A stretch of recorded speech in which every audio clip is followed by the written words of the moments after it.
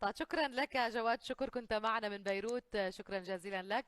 وينضم إلينا أيضا مشاهدينا من مدينة العيون المغربية عبد الفتاح الراجي، الصحفي الرياضي الذي نقل لنا نبض الشارع في مدينة العيون المغربية خلال كأس العالم قطر 2022. أهلا بك يا عبد الفتاح. مرحبا بك ومساء الخير لك ولمشاهديك الكرام. مساء النور عبد الفتاح، يعني كنا تابعنا نبض الشارع المغربي وخصوصا مدينة العيون من خلالك، وخصوصا فترة نجاحات المنتخب المغربي. حدثنا ما كنا لم نراه في تلك الفترة.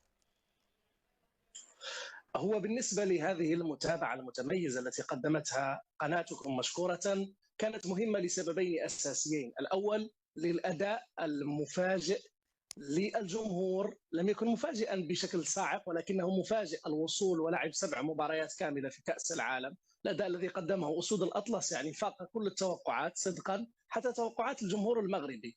ولسبب ثاني لأنه أيضا العيون هي لأول مرة تظهر على شاشة الجزيرة مباشرة في حدث مثل هذا، وحدث كبير جدا. ما لم تشاهدوه هنا هو حماس الجمهور الكبير.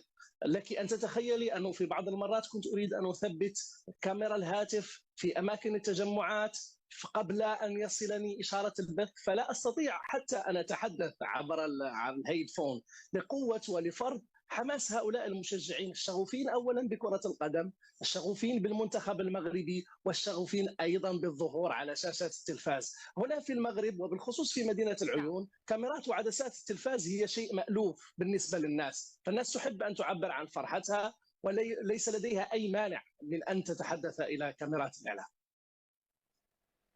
جميل جميل. طب أيضا عبد الفتاح، حدثني عن الاستعدادات التي تقوم بها اليوم المغرب لاستقبال المنتخب المغربي بعد عودته من كأس العالم قطر 2022.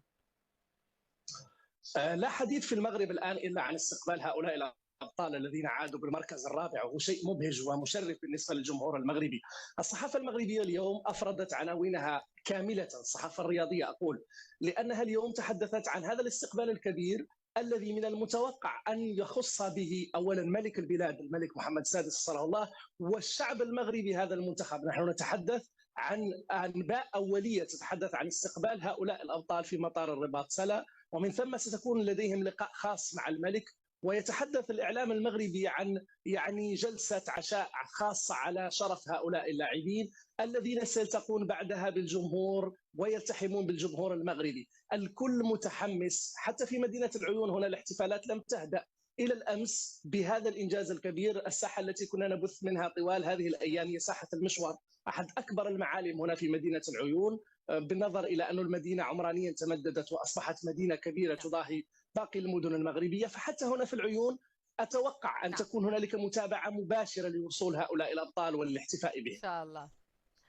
شكرا لك عبد الفتاح الراجي، الصحفي الرياضي، كنت معنا من مدينة العيون المغربية، ونتمنى دائما التوفيق للمنتخب المغربي ونراه إن شاء الله في المونديالات القادمة في أبرز الأماكن. شكرا جزيلا لك عبد الفتاح.